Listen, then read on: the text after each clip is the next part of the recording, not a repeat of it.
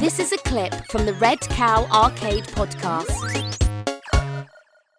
You know, I spend a lot of time on the elliptical. I spend a lot of time watching new stuff, some because I want to, some out of obligation, some for this podcast, some just to participate in the culture. But I often, you know, when a movie gets brought up for the millionth time and you're like, I haven't seen that. Why haven't I seen that? Why don't I just take 90 minutes and watch that movie that everybody in the world has seen but me? It grates on you. And so I started like making a little list of movies like that with my time on the elliptical, I'll make an effort to watch. And it turned out, so I wrote down 5 movies. I've watched 4, we'll say. One of them was the new Mortal Kombat animated film, which I watched, which, by the way, you know, look, if you didn't like the live action one and you want really good Mortal Kombat movies, I recommend these DC animated or Warner Brothers animated films. This one's not quite as good as the last one. The last one was more story based. This one is a lot of like action animation. So if what you want to watch is people bludgeon the fuck out of each other in an animated format, this has it for you. There's a lot of broken bones and blood and stuff, but it's cool. It's actually great because if you're familiar with the story of Mortal Kombat from like the first game to like the 4th game, or maybe even like the 6th game, it goes like, it does the whole thing. And it does it as if you watch both movies back to back, it does it as if it's one narrative. And it actually like, you know, because that was those stories essentially were in the game instruction manuals with sort of like Scorpion went to hell and Sub-Zero is a ninja. After you beat the game, they'll give you more text. So it takes all that chaotic narrative and it kind of is like, okay, if Scorpion is the central character of the first one, then we can take him here. And then he, like, ultimately, like, he and Sub-Zero become a major part of how the whole thing ends. But Liu Kang becomes this primary character. And they actually set up, like, the Mortal Kombat 4 villain at the beginning of the story. And they kind of intersperse him throughout while the Shao Kahn stuff is happening. So it's like, it's actually very cleverly structured. It's kind of like it's like a really cool revision of an otherwise kind of slap together story. It's neat. It's neat to see. They should do that for like the Bible or something. They should make it really strong. I think, give it some structure. Starring Charlton Heston or whatever. But so the other movies that I intend to watch, it turns out they're all 4 of them were either made in 2000 or 2001. And so Frankie's doing a quick tour, just a brief tour of early 2000s movies he somehow didn't see that everybody else has seen. We'll start with, so the 2 that I haven't yet watched are V for Vendetta. Well, that was 2006. So that's the one exception. V for Vendetta and Memento. I haven't seen those yet. There's a big Chris Nolan movie, his first movie. I've never seen it. You've never seen that? I borrowed it from John for 7 years and I returned it to him. I was like, I somehow never watched this.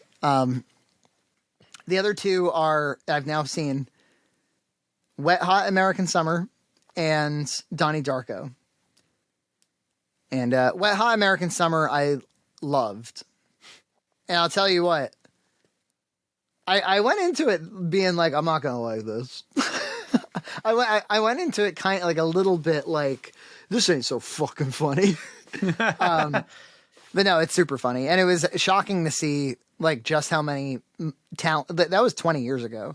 Yeah. Just how many talents have stuck around and how many people became really huge after that movie. And yet the director, it would seem, and the writer, Wet Hot American Summer was kind of their claim to fame, really. They haven't gone on to do a whole lot more. Yeah, the talent is stacked in that movie. And yeah. that was actually something my wife made me see when we were dating, actually.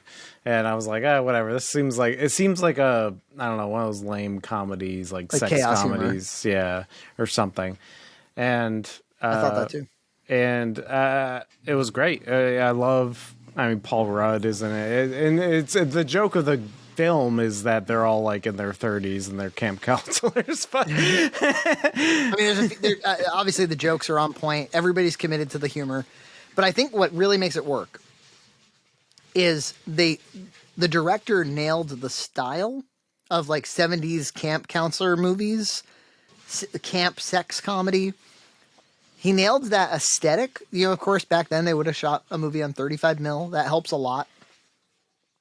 Man, I miss 35 mil. When you go back and watch a movie shot on 35 mil, you're like, oh yeah, this is what movies used to be. Yeah, it's to the point where if I see a movie shot nowadays that's on film, I'll like it better, irrationally.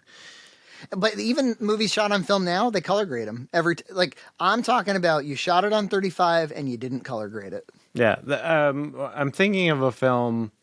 It was Place Beyond the Pines. Have you seen that one? No.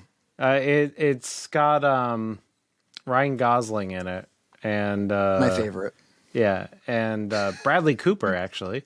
Nice. Speaking of Wet Hot American Summer. He's in that.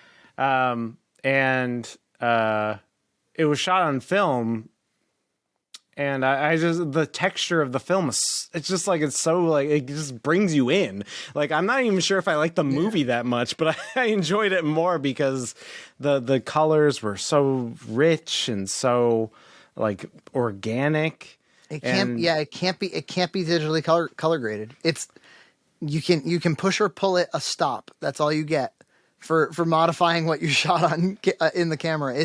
It just is a different thing. And it was, this is going to sound weird. So I watched it. I really enjoyed it. I laughed the whole way through. It kind of took me back to like an era of comedy too, where I was like, remember when like, this was a very specific point in time where they were subverting tropes that weren't that old. Yeah. So anybody who would have seen it would have gotten it. They would have been like, oh, you're making fun of this, like this thing that we also watch a lot, you know, like the guy, like them putting on each other's sweaters, like over and over and over again. You know, like hilarious scenes like that. And then eventually I feel like that kind of meta humor, like got more and more and more meta to the point where like the audience can't even really understand what they're parodying anymore. And are just laughing because it's goofy.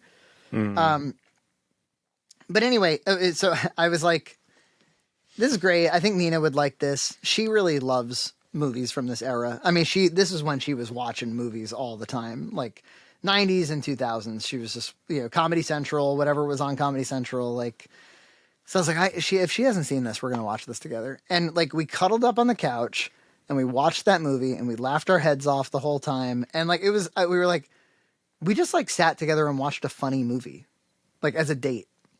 It was the last time we watched a funny movie together. It's so true. Like, I feel like funny movies, yeah, they're so rare. Yeah. I'm talking about a funny movie. I'm not talking about something that like changes the world, but I'm also not talking about something stupid like a, you know, a Seth Rogen comedy. I'm talking about a funny movie, you know, or even Adam Sandler. It's like almost too dumb. Yes, it's too dumb. Like, wait, you know, even a lot of Will Ferrell stuff, even the good stuff, it's like, this is too dumb. I'm talking about like something that holds together. But I think the reason that movie works, obviously, its conceit is well executed, but they nailed the aesthetic. So what it does is your brain keeps thinking it's watching a normal movie. It's every single scene. You think you're watching a normal movie, and then something batshit happens and it totally subverts everything.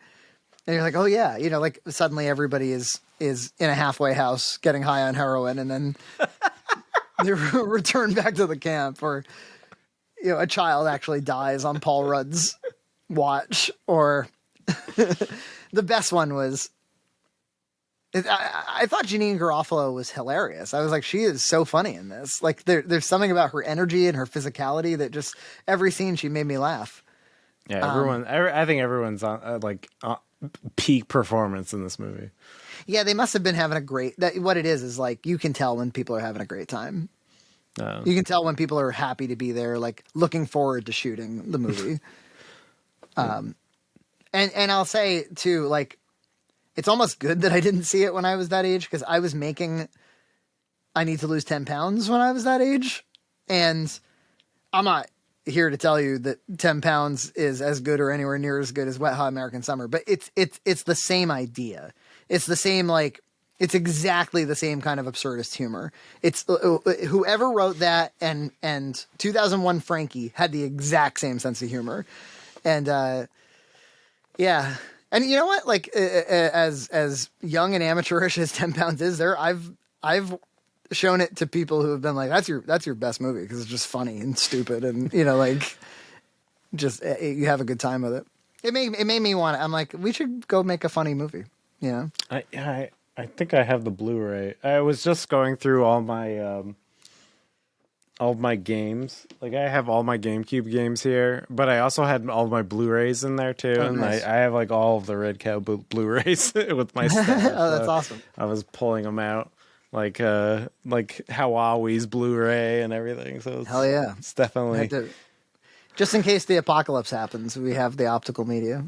I remember you I didn't ask for any of these things. You mailed them all to me like when we were like just blossoming our friendship. And I was like, oh, sweet. It sounds very me. Yeah. Here, just take them in case you need them. Yeah. Sometimes that go-getter spirit is helpful, And then I would like watch Aba. I'm like, I really enjoy that. And you're like, I'm shocked. And I would talk about it and you were like, oh, you get it. That's even more shocking. Yeah. That's always pleasant. Yeah, I dig that movie. That's one of my less understood films. Subscribe to Red Cow Entertainment on Patreon for full episodes every other week.